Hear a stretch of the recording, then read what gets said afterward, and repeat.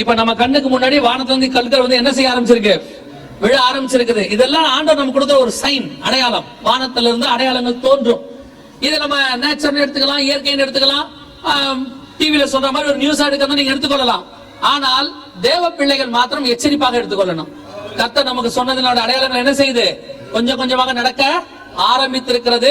இதனுடைய உச்சம் தான் வெளிப்படுத்தல் 6:13. கர்த்தர் சொன்னது நடக்க போதும். நம்ம கடைசி அடையாளத்தை பார்த்துட்டு முடிக்க போகிறோம். பூமியின் ராஜாக்கள், பெரியோர்கள், ஐஸ்வர்யவான்கள் எல்லாம் என்ன செய்வாங்களாம், பூமி கடியில போய் பதுங்கிக் கொள்வாங்க. இது வருகைக்கு முன்னாடி நடக்கணும். இந்த அடையாளம் ஏன் எப்படி நடக்க போகுது அப்படிங்கறத ஒரு சின்ன என்னாச்சு முடிச்சிடலாமா? ஒரு சலசலப்பு வருது. சரி கவனிங்க. எனக்கு கொடுத்த நேரத்துக்கு இன்னும் 10 நிமிஷம் இருக்கு. கரெக்டா 10 நிமிஷத்துல முடிக்க மாட்டேன். கொஞ்சம் நேரம் எடுத்து தான் முடிப்பேன். கடைசி நாள் தானே, பொறுமையா போலாம், வீட்டுக்கு என்ன அர்ஜென்ட் இருப்பேன் இல்லையா? எப்படியும் நீங்க சந்தோஷமா இருக்கீங்க இன்னையோட கூட்டம் முடியுது அப்படின்னு. அதுக்கு நீ இப்படியா சந்தோஷப்படுவீங்க? சொன்ன உடனே சந்தோஷப்படுறீங்க. சரி கவனிங்க. 1990கள்ல வேர்ல்ட்ல இருக்கிற எல்லா சயின்டிஸ்டும் சேர்ந்து ஒரு ரிசர்ச் ஒன்று பண்ணாங்க. அதன்படி உலகத்தினுடைய அடுத்த முடிவு எதனால வரும், அழிவு, பேரழிவு, சுனாமியா, பூமி எதிர்ச்சியா, எதுல வரும்? அதுல அவங்க கடைசியா கண்டுபிடிச்சது என்னன்னா சோலார் சுனாமின்னு ஒன்று கண்டுபிடிச்சாங்க. இதான் அது. சோலார் சுனாமினா என்ன அப்படின்னு கேட்டா, சூரியனுடைய மேல் பரப்புல சின்ன ஓட்டைகள் உருவாகி இருக்கு, பிளாக் ஹோல்ஸ் அப்படின்னு சொல்லுவாங்க. இந்த மாதிரி ஓட்டைகள், அதுல இருந்து என்ன ஆகும்னா இப்ப வெடிப்பு ஏற்படும். வெடிப்பு ஏற்படும் போது அந்த வெடிப்புகள் என்ன செய்யும், மணிக்கு 3000 கிலோமீட்டர் வேகத்துல வரும். அப்போ இந்த மாதிரி ஒரு சுனாமி மாதிரி ஏற்படும். இங்க இருக்கு பாருங்க. அதனாலதான் இதுக்கு பேரு சோலார் சுனாமின்னு பேரு. இப்போ இது வந்து ஒரிஜினல் சூரியனை கிட்ட எடுத்திருக்காங்க டெலஸ்கோப்ல. இப்ப பாத்தீங்கன்னா அதுல இருந்து வெடிச்சு வரும் பாருங்க. அந்த உள்ளுக்குள்ள இருந்து அந்த நெருப்பு குழம்புகள் என்ன செய்யணும், வெடிச்சு வெளியே வரும். இந்த மாதிரி ஓட்டைகள் இருந்து வெளியே வரும் பாருங்க. இதான் அந்த ஓட்டைகள், பிளாக் ஹோல்ஸ் அப்படின்னு சொல்லக்கூடியது. இந்த வருது பாருங்க. இந்த வெடிச்சு வர்றதுல 3 அளவு இருக்கு. CMX சொல்லுவாங்க. பிரைமரி, அப்புறம் மீடியம், எக்ஸ்ட்ரீம் லெவல். 3த்துக்கு 9 லெவல் இருக்கு. C1, C2, C3 9 level, M1, M2, M3 9 level, X1, X2, X3 9 level. 9வது லெவல் தான் பூமியை எரிக்கும். X9 ஃபிளெக்ஸ் அப்படிம்பாங்க. ஒவ்வொரு ஃபிளெக்ஸ்க்கும் ஒரு அளவு இருக்கு. இப்ப நமக்கு X3 வரைக்கும் வந்திருக்கு பூமிக்கு. எப்ப வந்துச்சு என்ன உங்களுக்கு சொல்றேன். இந்த மாதிரி ஏற்படும் போது பூமியில மிகப்பெரிய அழிவுகளை ஏற்படுத்தும். எப்படி ஏற்படுத்தும் அப்படின்னு கேட்டீங்கன்னு சொன்னா 3 முக்கியமான அழிவு. முதலாவது, இந்த பூமி அது கிராஸ் பண்ணும்போது நம்முடைய சேட்டிலைட்ஸ் 36,000 கிலோமீட்டர் நம்ம என்ன செஞ்சிருக்கோம், லான்ச் பண்ணிருக்கோம். எல்லா சேட்டிலைட்ஸும் இந்த எலக்ட்ரோ மேக்னெட்டிக் உடைய ஃபோர்ஸ்ல என்ன ஆகும்னா இந்த சோலார் சுனாமி அந்த சேட்டிலைட்ஸ் எல்லாம் எரிச்சிடும். சேட்டிலைட்ஸ் எரிஞ்சா என்ன ஆகும், அடுத்த நிமிஷம் பூமி என்ன ஆகும், எந்தெந்த சேட்டலைட் பாதிக்கப்படுதோ அதனுடைய விளைவுகள் பூமியில இமிடியேட்டா தெரியும். ஏன்னா இப்ப நம்ம வாழ்றது என்ன லைஃப், சேட்டலைட் பேஸ்ட் லைஃப். உங்களுடைய செல்போன், ATM மிஷின், உங்க டிவி, உங்க ரேடியோ, அப்புறம் நீங்க யூஸ் பண்ற விமானங்கள் அத்தனையும் எதை பேஸ் பண்ணி தான் இருக்கு, சேட்டலைட். ரெண்டாவது பாதிப்பு, இது அப்படியே பூமிக்குள்ள வரும்போது எலக்ட்ரிசிட்டி கேபிள்ஸ், டிரான்ஸ்ஃபார்மர்ஸ் எல்லாம் என்ன செய்யும், வெடிச்சு செதறிடும். ஏன்னா இதோட உஷ்ணம் வந்து பூமியை கிராஸ் பண்ணும்போது 10,000 டிகிரி ஃபாரன்ஹீட்டா இருக்குமா சூரியன். பூமி கிட்ட வரும்போது நம்ம நார்மலா இருக்கிறதோட 100 மடங்கு எக்ஸ்ட்ரா வருமா. அப்படி வரும்போது எல்லாம் வெடிச்சு செதறிடும். மூணாவது, ஒருவேளை இதுல மனுஷன் மாட்டினா என்ன ஆவாம் அப்படின்னு கேட்டீங்கன்னா எரிந்து சாம்பல் ஆயிரும். ஏன்னா இப்ப எலக்ட்ரிக்கல் பெட்ல போய் மனுஷனை வச்சீங்கன்னு வச்சுங்க, என்ன ஆகும், மனுஷ பாடி சாம்பல் ஆயிரும். இந்த எலக்ட்ரிக்கல் பெட்டை விட இந்த சோலார் சுனாமி உஷ்ணம் ஜாஸ்தி. இது எந்த அளவுக்கு உண்மை, நீங்க சொல்றது கதை நம்ம நம்ப முடியாது, நீ ரொம்ப ரொம்ப பயமுத்துற எங்களை அப்படி இப்படிலாம் சொன்னீங்கன்னா இந்த வீடியோ மட்டும் கொஞ்சம் பாருங்க. நமக்கு நேரம் இல்ல, இந்த வீடியோ கொஞ்சம் பாருங்க. சவுண்ட் வைக்க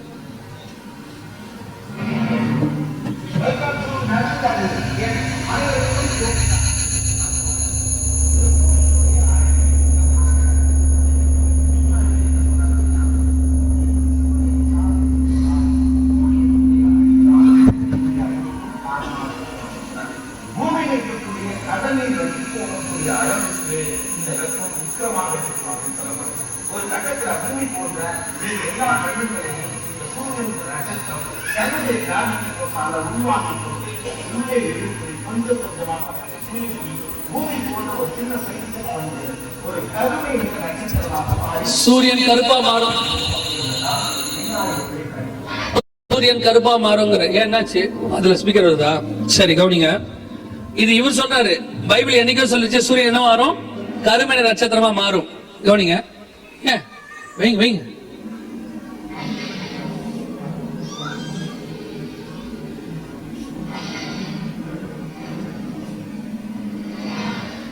இது 1990 கண்டுபிடிச்சிட்டாங்க இதுக்கான விளைவுகளை. 2012 இருந்து தான் இந்த அவேர்னஸ் உலகத்துக்கு கொடுத்தாங்க. ஏன்னா அந்த இடைப்பட்ட 15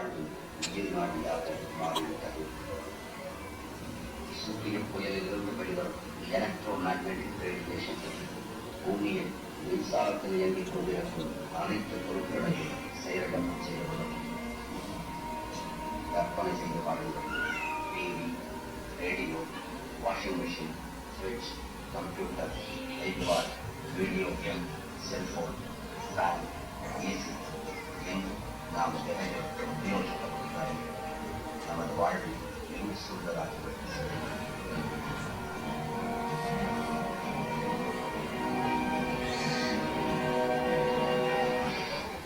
அதேபோல் சூரிய புயலால் முதலில் தாக்கப்படுவது பூமியிலிருந்து 36,000 கிலோமீட்டர் தூரத்தில் உள்ள வான்வெளியில் உலாவிக் கொண்டிருக்கும் செயற்கைக்கோள். சூரிய புயலின் வேகத்திற்கு செயற்கைக்கோள் தூளாகிறது. நம் பயணத்தை விரைவாக்கும் வானத்தில் பறக்கும் விமானங்கள் சூரிய புயலால் தாக்கப்பட்டுள்ளன. ரேடியோ டிரான்ஸ்மிஷன் துண்டிக்கப்பட்டுள்ளது. விமானத்தின் உள்ளே உள்ள பயணிகள் இந்த கதிர்வீச்சால் பாதிக்கப்படுவார்கள். இந்த கதிர்வீச்சு நமது உடலில் பட்டவுடன் வெப்பம் அதிகரிக்கும். அதன் பின் நமது உடல் எரிந்து சாம்பலாகக்கூடிய நிலையில் ஏற்படலாம். இது அவங்க கொடுத்த நியூஸ் ரிப்போர்ட், சூரிய புயலுடைய ரிப்போர்ட். இது எதுவுமே நம்பதில்லை, இதெல்லாம் அவங்க கொடுத்தது தான், இதெல்லாம் விஞ்ஞானிகள் கண்டுபிடிச்சது தான். இந்த சூரிய புயல் 1906 ஒன்று கிராஸ் ஆச்சு கலிபோர்னியால. இப்போ அந்த சூரிய புயலுடைய வேகம் எந்த அளவுக்கு இருக்குது அப்படின்னு பாத்தீங்கன்னா, இது பேப்பர்ல வந்த நியூஸ். 2012 மார்ச் மாசம் 9ஆம் தேதி ஒரு சூரிய புயல் நார்த் ஐலாந்து பகுதியில் கிராஸ் ஆச்சு யூரோப்பால். அப்படி கிராஸ் பண்ணும்போது வானம் ஃபுல்லா பச்சையா மாறிடுச்சு. அன்னைக்கு தொலைத்தொடர்பு பாதிக்கும் அபாயம், சூரியனிலிருந்து காந்த புயல் தொடர்ந்து பூமியை தாக்கும், விஞ்ஞானிகள் எச்சரிக்கை. அந்த ஒரு நாள்ல மட்டும் எல்லா பிளைட்டும் கேன்சல், அத்தனை கேன்சல் பண்ணிட்டாங்க. எல்லாம் ரெட் அலர்ட் கொடுத்திருந்தாங்க. மொத்தமாக இந்த சூரிய புயல் பூமியை தாக்க போகுதுன்னு சொல்லி கிராஸ் பண்ணிச்சு. அன்னைக்கு ஃபுல்லா நடந்த சம்பவங்கள்லாம் பேப்பர்ல வந்திருக்கு. இதே சூரிய புயலோட வேகம் இன்னைக்கு அதிகரிச்சிருக்கு. எந்த அளவுக்கு? இது 2016 வந்த செய்தி. நவம்பர் மாசம் காஸ்மிக் கதிர்வீச்சு அதிகரித்ததால், பூமியின் காந்தப்புலத்தில் வெடிப்பு அதிகரித்ததால் டிரான்ஸ்பார்மர்கள் வெடித்து சிதறும் அபாயம். இது செகண்ட் ஸ்டேஜ். இதெல்லாம் பேப்பர்ல வந்த செய்தி தான். இதெல்லாம் நம்ம கதை இல்ல, நம்ம பயமுறுத்துறதுக்கான கதைலாம் இல்ல. இதெல்லாம் நீங்க அன்றாடம் படிக்கிற பேப்பர்கள்ல வந்த செய்தி. இங்கிலீஷ் பேப்பர்லயும் இருக்கு, இன்டர்நெட்லயும் இருக்கு. நீங்க வேணா போய் இதெல்லாம் கொஞ்சம் என்ன செஞ்சுக்கங்க, தேடி பார்த்து படிச்சுக்கொள்ளுங்க. இப்போ இந்த சூரிய புயலோட வேகம் இன்னும் அதிகரிச்சிருக்குது. சோலார் பிளேக்ஸ் அதிகமாக வர ஆரம்பிச்சிருக்கு. இதனுடைய விளைவு என்னன்னு கேட்டீங்கன்னு சொன்னா, இப்போ நமக்கு குளோபல் வார்மிங் அப்படின்னு என்ன செஞ்சிருக்காங்க, ஒரு பேர் ஒண்ணு கொடுத்திருக்காங்க. எந்த காலத்திலும் இல்லாம இந்த 2 வருஷம் 3 வருஷத்துக்குள்ள என்ன ஆயிருக்குது, அதிகப்படியா மாறி இருக்கு. இந்த செய்தியை 2012 நாங்க எடுக்கிறோம். எடுக்க போகும்போதே அப்பயே சொன்னோம், இந்த சூரிய புயல இருந்து பூமியை தாக்கறதுக்கு முன்னாடி நமக்கு கொடுக்கிற எச்சரிப்புல ஒரு சிம்டம் என்னன்னு கேட்டா, பூமியில வெளியே போக கூடாது, வெளியே நடக்க கூடாது, பகல்ல வெளியே வராதீங்க, நைட்ல மாட்டம் வெளியே வாங்க என்ன செய்வாங்க, ஒரு காஷன் ஒண்ணு கொடுக்க தொடங்குவாங்க அப்படின்னு நாங்க 2012 சொன்னோம். இப்போ சொல்ல ஆரம்பிச்சுட்டாங்க, பகலில் வெளியில் நடமாட வேண்டாம் என்று எச்சரிக்கை. இப்ப எல்லாமே கொடுக்க ஆரம்பிச்சாங்க. எல்லா நாட்டிலையும் நடக்க ஆரம்பிச்சிருச்சு. இப்போ வெப்பம் 4 டிகிரி செல்சியஸ் வரை அதிகரிக்க போகிறது. இது பேப்பர்ல வந்தது. எல்லாருமே சொல்லியிருக்காங்க, இது எல்லா இடத்துலயும் சொல்லியிருக்காங்க, நாட்டுல 4 டிகிரி செல்சியஸ் வரை. இது ஐநா கொடுத்த ரிப்போர்ட். 2030க்குள்ள இது கண்டிப்பா நடக்கும். 3.5 டிகிரி செல்சியஸ் வரை அதிகரிக்கும் ஐநா கூறியுள்ளது. ஆக 3.5 செல்சியஸ் என்பது உலகையே அழிக்கக்கூடிய அளவுக்கு வெப்பநிலை ஆகும். இது கண்டிப்பாக 2030க்குள் நடந்து விடும், அதை தாண்டி போகாது அப்படின்னு சொல்லியிருக்காங்க, ரிப்போர்ட் கொடுத்திருக்காங்க. சரி, இதெல்லாம் தப்பிக்கிறதுக்கு என்ன செய்யணும்? சூரியன் கடலுக்கு அடியெல்லாம் போக முடியாது, கடலின் வத்துற அளவுக்கு என்ன செஞ்சிடும், பல இடங்கள் இது நடக்கும். இதெல்லாம் தப்பிக்கிறதுக்கு ஒரே வழி அப்படின்னு சொல்லி உலக நாடுகள் எல்லாம் ஆராய்ச்சி பண்ணி இப்ப கண்டுபிடிச்சது என்னன்னு சொன்னா, பூமிக்கு அடியில இப்படிப்பட்டதான அண்டர் கிரவுண்ட் சிட்டிஸ். இந்த அண்டர் கிரவுண்ட் சிட்டிஸ் முழுக்க இது ரஷ்யா உண்டாக்கி இருக்குது. மவுண்ட் எமாண்டாங்கிற பகுதியில, நார்தன் சைபீரியா பகுதியில, நார்வே பகுதியில, ஸ்டாவல்பர்டுங்கிற இடத்துல நிறைய உண்டாக்கி இருக்கு ரஷ்யா. ஒவ்வொரு குகையிலையும் 10,000 பேர் தங்க வைக்க முடியும். நீங்க போய் அண்டர் கிரவுண்ட் சிட்டிஸ் போட்டு பாருங்க, இல்ல சோலார் சுனாமிக்கு ரெஃப்யூஜஸ் போட்டு பாருங்க, அதுக்கான எல்லா அடையாளங்களும் கொடுத்திருப்பாங்க. இது ரஷ்யா உண்டாக்கி இருக்கு. இது அமெரிக்கா 2341 அடிக்கு கீழே டீப் அண்டர் கிரவுண்ட் மிலிட்டரி பேஸ்ங்கிற பேர்ல 100 அண்டர் கிரவுண்ட் சிட்டி அமெரிக்கா உண்டாக்கி இருக்கு. எல்லா இடத்திலும் டென்வர் ஏர்போர்ட் கீழே ஒரு சிட்டியே உண்டாக்கி இருக்காங்க. இப்போ இதுல கீழே போறவங்க எல்லாருக்கான ஐடி கார்டு வரைக்கும் கொடுக்க ஆரம்பிச்சிட்டாங்க. இது நடந்துகிட்டு இருக்கு. அமெரிக்கால நடக்குது. சவுண்ட் வேண்டாம். இது நடக்குது. இந்த 2341 அடிக்கு கீழே எப்படி போறதுக்குன்னா கீழே ட்ரெயின் வரைக்கும் போட்டிருக்காங்க. அதுக்கு பேரு நோவா ரயில்னு பேர். எத்தனையோ செகண்ட்ல அது கீழே போகும். அந்த ட்ரெயின் ட்ராக் எல்லாம் காட்டுவாங்க பாருங்க. கீழேயே ஒரு நகரம் உண்டாக்கி இருக்கிறாங்க. இங்க இருக்கு அது பாருங்க. இதான் அந்த என்ட்ரன்ஸ். பூமிக்கு அடியில வெளிப்பாடு 6:15 பூமிக்கு அடியில உண்டாக்குவாங்க. நடந்துருச்சு. நம்ம கண்ணுக்கு முன்னாடி நடக்குது. ஆல் ஓவர் த வேர்ல்ட் எல்லா நாடும் செஞ்சிருக்கு. இது நீங்க பாக்குறது அமெரிக்காவது. இது அதோட என்ட்ரன்ஸ் டோரு.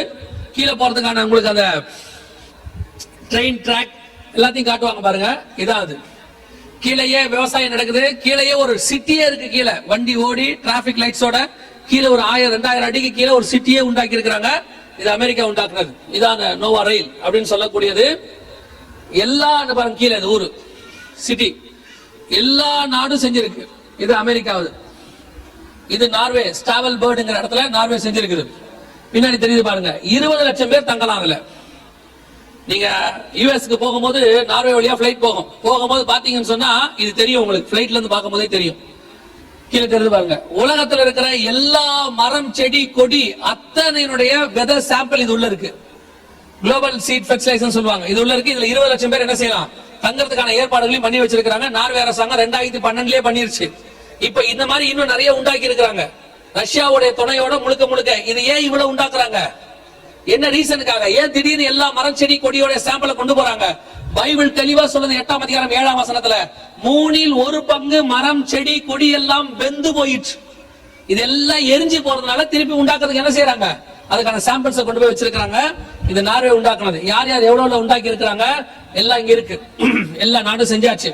கர்த்தர் சொன்னபடியே மிக துல்லியமாய். இது பாருங்க. இது தனியார் நிறுவனங்கள். அங்க சுயாதீனர் இருக்கும். இது பேரு சிலோஹோம் அப்படிங்கிற செய்யறாங்க. கீழேயே அண்டர் கிரவுண்ட் சிட்டி உருவாக்குறாங்க. இது விவாஸ். இது ஒரு ரஷ்ய நிறுவனம். 1500 அடிக்கு கீழே நிறைய வீடுகள் கட்டி இருக்கிறாங்க. 1500 அடிக்கு கீழே. இது அப்படியே கீழே போகும் பாருங்களேன். இந்த வீடியோ எல்லாம் ரொம்ப பெரிய பெரிய வீடியோஸ், நிறைய ரொம்ப நேரம் போகும். அதனாலதான் உங்களுக்கு ரொம்ப வேகமா நேரம் முடிஞ்சிருச்சு. அதனாலதான் வேகமா போறோம். இது பாருங்க அப்படியே கீழே போவாங்க பாருங்க. அப்படியே போகுது பாருங்க. 1500 அடி கீழே போகும். தேவையான ஆக்சிஜன்ல இருந்து எல்லாம் கீழே ரெடி. அப்படியே கீழே போயிட்டே இருக்கும். எல்லா நாடும் பண்ணிருக்கு. அத்தனை நாடும் செஞ்சு வச்சிருக்குது. ஒருவேளை இப்ப உங்களுக்கு தோணும், ஐயோ இப்படியா, இப்படி தெரிஞ்சா மேல வீடுங்க போல கீழே வாங்கிருக்கலாமே.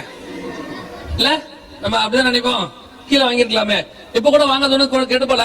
வாங்கலாம். ஒரு வீட்டுடைய விலை 22 கோடி ரூபாய் இருக்கா? இருக்குன்றவங்க கை தூக்குங்க பாப்போம். தசமா காணிக்க வந்துருச்சான்னு பாப்போம். இது யார் யார்? இதெல்லாம் companies. Under ground real estate பண்ற கம்பெனிஸ். வேர்ல்டு வைட் 2012 இருந்து பண்ணிட்டு இருக்காங்க. எல்லாம் இது ஜப்பானீஸ், இது ரஷ்யன் கம்பெனி. எல்லாம் பண்ணிட்டு இருக்காங்க. சிட்டிஸ், அண்டர் கிரவுண்ட் சிட்டிஸ் உருவாக்குறாங்க. சரி கவனிங்க. இப்ப நம்ம என்ன செய்யணும்? இப்ப எல்லாம் செஞ்சுட்டாங்க. பட் இது யாருக்கு? இது யார் இப்படி அண்டர் கிரவுண்ட்ல போய் தங்குறாங்க? வாசிங்க. வெளிப்படுத்தல் 6:16 வாசிங்க. பர்வதங்களையும் கண்மலைகளையும் நோக்கி நீங்கள் மேல் எங்கள் மேல் விழுந்து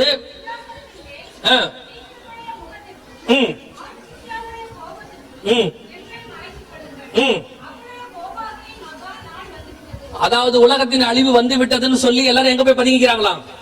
அண்டர் கிரவுண்ட்ல. யார் போறது அப்படின்னு கேட்டீங்கன்னா, சிங்காசனத்து மேல் வீற்றுடைய முகத்திற்கும் ஆட்டுக்குட்டியாளுடைய கோபத்திற்கும் பயங்கரம் தான் கீழே போறான். சிங்காசனத்து மேல் வீற்றுக்கிறவர்னா பிதாவாகிய தேவன். யார் அவரை பார்க்க முடியாது? பரிசுத்தம் இல்லாமல் ஒருவனும் தேவனை தரிசிக்க முடியாது. யார் ஆட்டுக்குட்டியானவரை பார்க்க முடியாது? மனுஷகுமாரன் வரும்போது விசுவாசத்தை காண்பாரோ. அப்போ விசுவாசம் இல்லாதவன், பரிசுத்தம் இல்லாதவன், வருகையில நம்பிக்கை இல்லாதவன், இவன் தான் எங்க போவான்? அங்க போவான். அப்ப எல்லாருக்கும் இது உண்டாக்க முடியுமா? முடியாது. இது யாருக்காக உண்டாக்கப்பட்டது? இந்த மாதிரி பயந்து அடுத்த 7 வருஷம் உபத்திரவ காலத்துல அந்திக்கு சாட்சியில் இருக்கிறவங்களுக்கு தான் அது. ஆனா அதே வேளையில இவங்க ஒரு கூட்டம் அண்டர் கிரவுண்டுக்கு போகுது. சிங்காசன வீட்டுடைய முகத்தையும் ஆட்டுக்குட்டியாரோடைய முகத்தையும் பார்க்க முடியாம ஒரு கூட்டம் கீழே போகுது. அதே வேளையில இந்த 2 பேரை பார்க்கறதுக்கு ஒரு கூட்டம் மேல போயிருச்சு. 7ஆம் அதிகாரம் 9ஆம் வசனம் பாசிங்க பார்ப்போம். இவைகளுக்கு பின்பு நான் பார்த்தபோது சகல கோத்திரங்களும் ஜாதிகளிலும் பாஷைகளிலும் மீட்கப்பட்டதும் ஒருவரும் எண்ணக்கூடாதும் ஆகிய திரளான கூட்டமாகிய ஜனங்கள் வெள்ளை அங்கிகளை தரித்துக் கொண்டு தங்கள் கையிலே குருத்தோலைகளை பிடித்துக் கொண்டு சிங்காசனத்திற்கு முன்பாகவும் ஆட்டுக்குட்டியானவருக்கு முன்பாகவும். இந்த ரெண்டு பேரை பார்க்க முடியாம போன அதிகாரத்துல ஒரு கூட்டம் கீழே போயிருச்சு, இந்த ரெண்டு பேரை பார்க்கறதுக்கு ஒரு கூட்டம் மேல போயிருச்சு. அல்லேலூயா. இதுதான் நமக்கு கடைசி கேள்வி, முடிக்க போறோம். கீழே போற கூட்டமா மேல போற கூட்டமாங்கிறது தான். இந்த 7 நாள் கூட்டம் 6 நாள் கூட்டம் எதுக்கு நடத்தப்பட்டது? வரப்போகிற மிகப்பெரிய அழிவிற்கு வருகையில பங்கடைய வைத்து அதற்கு பிறகு அழிவு ஆரம்பிக்க போகிறது. 7 வருஷம் உபத்திரவ காலம். ஏதோ உபத்திரவ காலம் நீங்க நினைக்கிற மாதிரி அந்திகிறிஸ்து வருவா, வெடிப்பா, உத்தர போடுவா மட்டும் இல்ல, இயற்கையும் செயற்கையும் சேர்ந்து அழிக்க போது பூமியை. ஒரு பக்கம் தேவனுடைய கோபாக்கினை, ஒரு பக்கம் அந்திகிறிஸ்துடைய உபத்திரவம். அதுதான் உபத்திரவம், மகா உபத்திரவம் சொல்லுது. வரப்போகிற அந்த அழிவுக்கு தப்பிக்கும்படிதான் கர்த்தர் நமக்கு இந்த வாய்ப்பை கொடுத்திருக்கிறார். அதுக்கு அந்த எச்சரிப்பை உங்களுக்கு பெற்றுக் கொண்டதுக்கு தான் இந்த கூட்டம். இந்த 6 நாட்களும் கர்த்தர் உங்களோடு கூட பேசி இருக்கிறார். ஆண்டவர் உங்களுக்கு சொல்லி இருக்கிறார். இதோட நோக்கம் என்ன? நாங்க ஒரு இடத்துக்கு 3 நாளைக்கு மேல போக மாட்டோம், மிஞ்சி போச்சா 4 நாள். ஆனா ஒரு இடத்துல உங்க எல்லாரையும் கூட்டி, எனக்கு தெரிஞ்சு இதான் ஃபர்ஸ்ட் டைம் இப்படி நடக்கும்னு நினைக்கிறேன், எனக்கு கேள்விப்பட்ட வரைக்கும். இல்ல நடந்தாலும் நடந்திருக்கலாம். ஆனா உங்களை கூப்பிட்டு ஒரு இடத்துல உட்கார வச்சு அத்தனை பேருக்குள்ள ஒரு மனதை கொடுத்து எல்லாருக்குள்ள இருதயத்தையும் திருப்பி இந்த இடத்துல கர்த்தர் கொண்டு உட்கார வச்சு இந்த செய்தியை சொல்றாருன்னா தேவனுடைய நோக்கமும் திட்டமும் இல்லாமல் இருக்காது. இந்த பகுதி முழுவதுக்கும், ஏன் இந்த நாடு முழுவதற்கும் உங்கள் மூலமாக சுவிசேஷம் போக வேண்டும் என்று தான் கர்த்தர் இந்த எச்சரிப்பை உங்கள் கையிலே கர்த்தர் ஒப்படைத்திருக்கிறார். இன்னைக்கு உங்களுக்கு முழுவதுமாக சொல்லப்பட்டாகி விட்டது. இதுல நீங்களும் தப்பிக்கணும், ஒரு கூட்டத்தையும் தப்பிக்க வைக்கணும். அந்த அழிவுக்கு உங்களையும் உங்கள் குடும்பத்தையும் மாத்திரமல்ல, இன்னும் உங்கள் சொந்தக்காரர்கள், நண்பர்கள், உங்களுக்கு உறவினர்கள், உங்களுக்கு தெரிஞ்சவங்க எல்லாரையும் காப்பாற்றுவதற்கான சுவிசேஷத்தை கர்த்தர் இன்னைக்கு உங்க கையில கொடுத்து வச்சிருக்கிறார். அல்லேலூயா. உங்களை இங்க கொண்டு வந்ததுக்கான நோக்கம் இன்று நிறைவேறுகிறது. நீங்க நினைச்ச நோக்கம் என்னவா இருந்திருக்கோ, கர்த்தர் நினைச்ச நோக்கம் நிறைவேறுகிறது. வெகு சீக்கிரத்துல ஆண்டவர் வரப்போகிறார். அதை ஒட்டி ஒரு பெரிய அழிவு பூமிக்கு வரப்போகிறது. இந்த வருகையில போகிறவன் அழிவுக்கும் தப்பிப்பான், ஆக்கினைக்கும் தப்பிப்பான், நியாய தீர்ப்புக்கும் தப்பிப்பான். ஒருவேளை இதுல கைவிடப்பட்டா மிகப்பெரிய பேரழிவு நம்மை நோக்கி வரப்போகிறது. எல்லாம் இப்ப ரெடியா இருக்குது. விஞ்ஞானிகள் உலகப்பூர்வமா அதுக்கான ஆயத்த பணிகளை செஞ்சுக்கிட்டு இருக்காங்க. இது 2000 வருஷத்துக்கு முன்னாடி நம்ம பைபிள் சொல்லி வச்சிருக்கு. அண்டர் கிரவுண்ட்ல தான் உண்டாக்குவாங்கன்னு என்னைக்கு ஆண்டவர் சொல்லி இருக்கிறார் பாருங்க. எவ்வளவு ஆல்டர்னேட்டிவ் பண்ணிருக்கலாம். ஆனா பைபிள் சொன்னபடியே கரெக்டா எல்லாரும் எங்க போயிட்டாங்க? இப்ப எல்லாம் பூமி கடியில, ரியல் எஸ்டேட்ல இருந்து எல்லா பூமி கடியில தோண்ட ஆரம்பிச்சிட்டாங்க. கர்த்தர் சொன்னபடியே துல்லியமாய் தீர்க்க தரிசனம் நிறைவேற தொடங்கி விட்டது. இனி காலம் கண்டிப்பாக செல்லாது. ஆண்டவர் வரப்போகிறார். இந்த வருகையில போறதுக்கு நான் என்ன செய்யணும்? நேற்று அதை சொன்னோம், நான் இன்னைக்கும் சொல்லி முடிச்சிடறேன். அதான் இருக்கிறதுல ரொம்ப முக்கியம். 7 காரியங்கள் செய்யணும். இந்த 7 காரியங்கள் நீங்கள் செய்தால் கர்த்தருடைய வருகையில பிரவேசிப்பது எளிது. முதலாவது, இயேசு கிறிஸ்துவின் ரத்தத்தினாலே பாவ மன்னிப்பின் நிச்சயத்தை பெற்றிருக்கணும். இயேசு என் பாவத்தை மன்னிச்சாருங்கிற நிச்சயம் இருக்கணும். நான் கிறிஸ்தவ குடும்பத்துல பிறந்தேன், தலைமுறையா கிறிஸ்டின். நான் ஊழியக்காரரோட குடும்பம், எங்க தாத்தா பாட்டி எல்லாம் ஊழியக்காரர்கள். நான் வருகையில போகணும், நான் ரட்சிக்கப்படணுமானா கண்டிப்பாக படணும். தாயின் கருவில உருவாகும் போதே பாவத்துல உருவானோம் பைபிள் சொல்லுது. அதனால பிறந்த அத்தனை பேருக்கு என்ன தேவை? ரட்சிப்பு தேவை. ரட்சிப்புனா என்ன? இருதயத்தில் விசுவாசித்து வாயில அறிக்கை பண்ணணும். இயேசுவே என் உள்ளத்தில் வாரும், என் பாவத்தை மன்னியும், உம்முடைய ரத்தத்தினாலே என்னை கழுவும். இந்த வார்த்தையை நீங்க சொல்லும் போது ஆண்டவர் நம்முடைய பாவங்களை மன்னிக்க வல்லமையுள்ள தேவனாக இருக்கிறார். ஒருவேளை இயேசு கிறிஸ்துவை ஏற்றுக்கொள்ளாம நீங்க உங்க நண்பர்கள் அழைக்கப்பட்டு நீங்க முதல்ல இங்க வந்திருந்தீங்கன்னா ஆண்டவர் உங்களுக்கு ஒரு நல்ல வாய்ப்பை கொடுக்கிறார். முதல் நாளே கர்த்தர் உங்களுக்கு ஒரு நற்செய்தியை சொல்லுகிறார். உங்கள் பாவங்களையும் மன்னித்து உங்கள் மூலமாக உங்கள் வீட்டாரையும் ரட்சிக்க அவர் வல்லமையுள்ள தேவனாக இருக்கிறார். அல்லேலூயா. இயேசு கிறிஸ்துவின் ரத்தம் சகல பாவங்களையும் கழுவும். 2வது, இயேசுவை ஏற்றுக்கொண்டு நான் ரொம்ப நாளா சர்ச்சுக்கு வந்துட்டு இருக்கிறேன், ஆனா இன்னும் தண்ணியில மூழ்கி ஞானஸ்தானம் எடுக்கல அப்படின்னா உடனடியா அதுக்கு என்ன செய்யுங்க? ஒப்பு கொடுங்க. ஏன்னா ஞானஸ்தானம் எடுக்காம வருகையில் என்ன செய்ய முடியாது? பிரவேசிக்க முடியாது. ஏன்னா யோவான் சுவிசேஷம் 3ஆம் அதிகாரத்துல ஆண்டவர் சொல்றாரு, ஒருவன் ஜலத்தினாலும் ஆவியினாலும் பெறாவிடில் பரலோக ராஜ்யத்துக்குள் பிரவேசிக்க முடியாது. தண்ணியில மூழ்கி ஸ்நானம் எடுக்கணும். குழந்தைகளுக்கு கொடுத்த ஞானஸ்தானம் பைபிள் அலோ பண்ணல. அந்த ஞானஸ்தானத்தை பைபிள் ஞானஸ்தானமாவே சொல்லல. ஞானம் வந்த பிறகு எடுக்கிற ஸ்நானம் தான் ஞானஸ்தானம்.